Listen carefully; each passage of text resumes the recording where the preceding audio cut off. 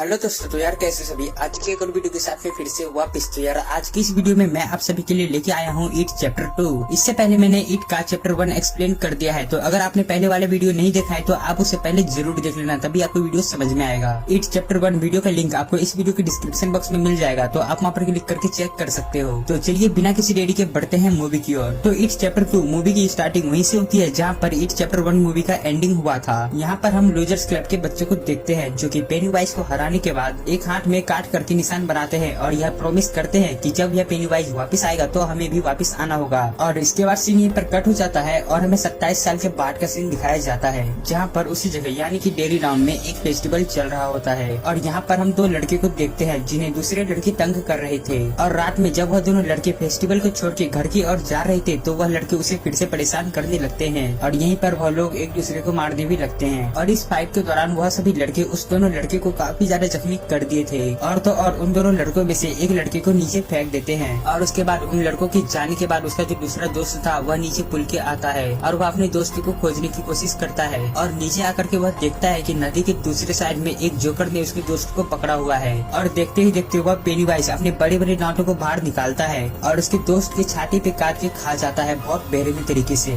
और इसे देखने के बाद यहाँ पर यह बात तो साबित हो जाता है कि 27 सालों के बाद पेनीवाइज वापस आ गया है और उसका लोगों को मारने का सिलसिला भी स्टार्ट हो चुका है। उसके बाद सीन यहीं पर कट हो जाता है और हमें माइक को दिखाया जाता है। अब क्योंकि यहाँ पे 27 साल हो चुके थे तो माइक भी यहाँ पे जवान हो गया था और वह उस लड़के की मौत की खबर को सुन के माइक पुल के नीचे जाता है, जहाँ पर वह देखता है कि ब्रिज के एक पिलर पे खून से कम होम लिखा हुआ है। और यह देख करके वह तुरंत समझ जाता है कि पेनीवाइज वापस आ चुका है। उसके बाद माइक अपने घर में वापस आता है जो कि उसका एक लाइब्रेरी होता है। और उसके बाद वह अपने सभी दोस्तों का कॉन्टेक्ट डिटेल्स निकालने लगता है जो 27 साल पहले इसके साथ में उस पेनीवाइज को हराए थे। और ये यहाँ पर इसीलिए अपने दोस्तों को कॉल करता है क्योंकि माइक ही अपने डेरी टाउन में रह गया था। इसके जितने भी दोस्त थे वह सभी अलग अलग जगह पे शिफ्ट हो चुके थे। यहाँ पर माइक कॉन्टेक्ट नंबर और डिटेल्स को निकालने के बाद वह एक एक करके सभी को कॉल करता है। और वह सबसे पहले बिल को कॉल करता है जो कि एक राइटर बन चुका था। पहले तो बिल यहाँ पे माइक को पहचानने से इनकार कर देता है क्योंकि उसे कुछ भी याद नहीं आ रहा था, लेकिन उसके थोड़ी देर के बाद में उसे सब कुछ याद आ जाता है। और यहाँ पे माइक बिल से कहता है मिलने के लिए, जिसके बाद बिल यहाँ पे एग्री भी हो जाता है। और इसी तरह से वह दूसरे नंबर पे बेन को कॉल करता है और वह उसके बाद बेरबली को कॉल करता है। लेकिन यहाँ पे बेरबली का हस्बैंड उसको मारने लगता है क्योंकि उसके पास में उसके दोस्त का कॉल आया था। लेकिन बेरबली भी यहाँ पे चुप नहीं रहती, वह अपने हस्बैंड को मारती है और वहाँ से भाग जाती है। और उसके बाद सबसे लास्ट में माइक यहाँ पे स्टैनली को कॉल करता है और वह माइक की कॉल से इतना ज्यादा डिस्टर्ब हो जाता है कि वह अपना सुसाइड कर लेता है। उसके बाद सीन यहीं पर कट हो जाता है और हमें डेरी टाउन का सीन दिखाया जाता है जहाँ पर सभी के सभी दोस्त एक एक करके मिलते हैं। और वह सभी इस जगह पर इसलिए मिले थे क्योंकि यहाँ पर इनकी बचपन की काफी सारी यादें जुड़ी हुई थी। उसके बाद वह सभी बैठते हैं एक जगह पर और यहाँ पे माइक उन सभी को बताता है कि उसने किस मकसद से उन्हें यहाँ पर बुलाया है। और फाइनली माइक यहाँ पे बताता है कि 27 साल के बाद पेनीवाइज वापस आ चुका है और इसी वजह से लोगों की डेथ भी होना शुरू हो चुका है। और वह कहता है कि हमने बचपन में एक प्रॉमिस ली थी तो इसीलिए हमें साथ में मिलकर के पेनीवाइज का मुकाबला करना होगा और इस बार हम सभी मिलकर उसे जान से मारेंगे। लेकिन यह सभी बातों को सुन करके उसके सभी के सभी दोस्त काफी ज्यादा डर चुके थे क्योंकि उनमें से कोई भी दोस्त पेनीवाइज का मुकाबला नहीं करना चाहता था। उसके बाद यह सभी एक एक करके अपने खाने वाले कुकीज को ओपन करते हैं जिसके अंदर से एक एक चिट निकलता है और उन सभी के चिट को जोड़ने के बाद एक सेंटेंस बनता है और वह सेंटेंस है Stanley could not cut it. और वह सभी इस मैसेज को पढ़ने के बाद काफी ज्यादा डिस्टर्ब हो जाते हैं क्योंकि वह सभी समझ जाते हैं कि कुछ ना तो कुछ गड़बड़ है और उसके फ्रेंड स्टैनली के साथ में कुछ ना तो कुछ हुआ है। और रेस्टोरेंट से बाहर आने के बाद बेवरली यहाँ पे अपने दोस्त स्टैनली के पास में कॉल करती है और यहीं पर उसे यह पता चलता है कि स्टैनली की डेथ हो चुकी है। और यह सुनने के बाद वह सभी लोग काफी ज्यादा डर जाते हैं और एक एक करके यहाँ से जाने लगते हैं। लेकिन फिर किसी तरीके से माइक यहाँ पे बिल को रोक लेता है और वह उसे अपने साथ अपनी लाइब्रेरी में लेके आता है जहाँ पर वह रहता था। और बिल को अपने घर लाने के बाद माइक उसे कुछ पानी में मिला के पिलाता है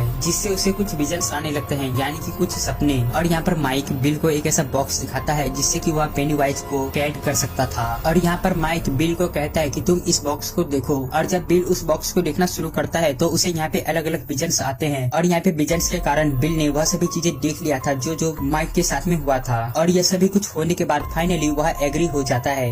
दूसरी तरफ हमें बेवर्ली को दिखाया जाता है जो अपने दोस्त बेन को यह बताती है कि उसने हमेशा अपने ड्रीम्स में अपने फ्रेंड्स को मरते हुए देखा है, और वह यह भी बताती है कि उसने स्टैनली के बारे में भी देखा था कि वह सुसाइड करके ही मरेगा। और यहाँ पर वह सभी यह सोचते हैं कि अगर उन्होंने पेनीवाइज को नहीं मारा तो वह सभी एक एक करके ऐसे ही मारे जाएंगे। और फाइनली यह लोग भी माइक का साथ देने के लिए एग्री हो जाते हैं, और तभी वहाँ पर माइक और बिल भी आ जाते हैं और वह सभी मिलकर पेनीवाइज को खत्म करने का प्लानिंग करते हैं। और इस प्लानिंग में उन सभी फ्रेंड्स को उनके पास में वह सभी चीजें होना चाहिए जिसे वह सभी काफी ज्यादा प्यार करते थे, ताकि वह उन सभी चीजों को जला करके पेनीवाइज को मार डाले। उसके बाद वह सभी फ्रेंड्स अलग अलग होकर अपनी अपनी चीजों को खोजने लगते हैं। सबसे पहले बेवर्ली अपने उस घर में जाती है जहाँ पर वह पहले रहती थी। वहाँ पर उसे एक लेडी मिलती है जो उस घर में अब रहती थी। उसके बाद वह उस घर में एंटर करती है और वह एक रूम के कोने से एक लेटर निकालती है जिसे उसने बचपन में रखा था। लेकिन तभी बेवर्ली जब जाने लगती है तो वह बूढ़ी औरत एक राक्षस के रूप में बदल जाती है और वह बेवर्ली पे हमला करती है।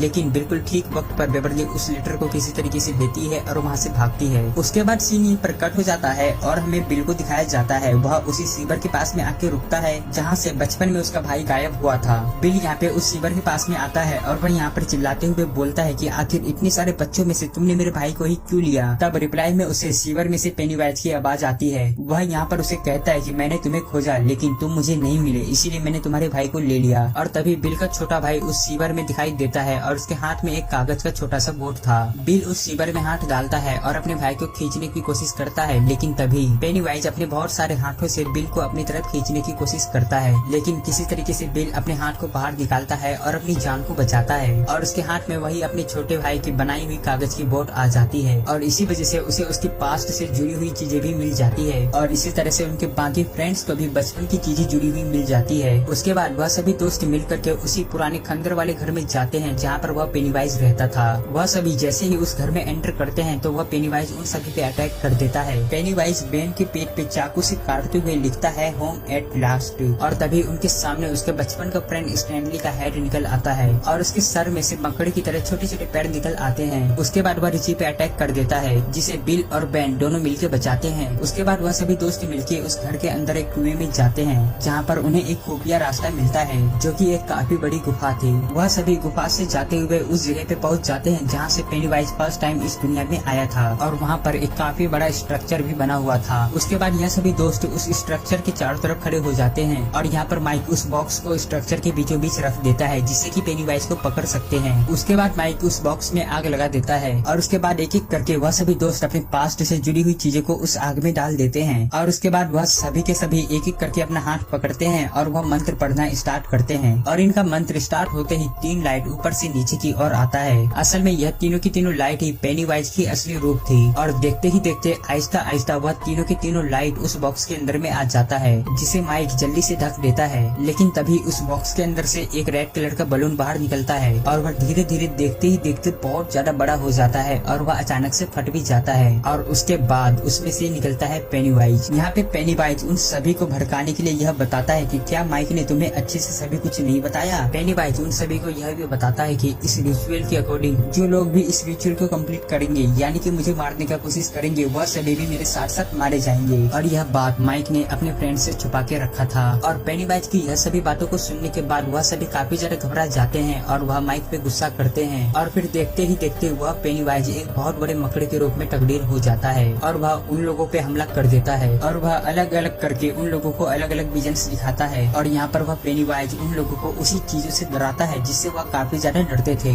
उसके बाद पेनीवाइज रिची को लाइट्स दिखाते हुए हवा में उड़ा देता है। लेकिन तभी यहाँ पे उनका फ्रेंड एडी हिम्मत करके एक भाले को उसके मुंह पे फेंकता है जो कि सीधा जाके उसके मुंह में लगता है। उससे पेनीवाइज को काफी ज्यादा चोट लगता है और वह जख्मी हो जाता है। और इसको टरकता हुआ देख करके एडी को यहाँ पे लगता है कि शायद उसने पेनीवाइज को मार दिया। लेकिन तभी पेनीवाइज एडी के पीछे से आता है और वह अपना नुकीला पैड उसके पेट में घुसा देता है। और इन सभी घटनाओं को देखने के बाद वह सभी समझ चुके थे कि अब उनकी मौत उनके सामने है और उन लोगों का बचना अब इम्पॉसिबल है। लेकिन तभी माइक उन सभी को बताता है कि पेनीवाइज अभी अपने पावरफुल रूप में है तो अभी पेनीवाइज को हराना इम्पॉसिबल है। और यहाँ पे माइक उन लोगों को बताता है कि अगर हमें पेनीवाइज को मारना होगा तो सबसे पहले इसे छोटे साइज में करना होगा। और यह लोग एक बार फिर से पेनीवाइज से ना डरते हुए पेनीवाइज का मुकाबला करते हैं और उसकी काफी इंसल्ट करते हैं। यहाँ पर यह सभी दोस्त मिलके पेनीवाइज का इतना ज्यादा इंसल्ट करते हैं कि वह साइज में छोटा होते जाता है और धीरे धीरे लास्ट में जाके वह काफी ज्यादा छोटा हो जाता है। और यहाँ यहाँ पे जैसे ही पेनीवाइज काफी ज्यादा छोटा हो जाता है तो माइक उसका हाथ निकाल लेता है और उसके बाद वह सभी दोस्त मिलकर पेनीवाइज के हाथ को अपने हाथों से क्रैश कर देते हैं और इसी के साथ फाइनली अब पेनीवाइज मारा जाता है। और उसके बाद वह सभी दोस्त अपने उस फ्रेंड के पास में आते हैं जिसका नाम एडी था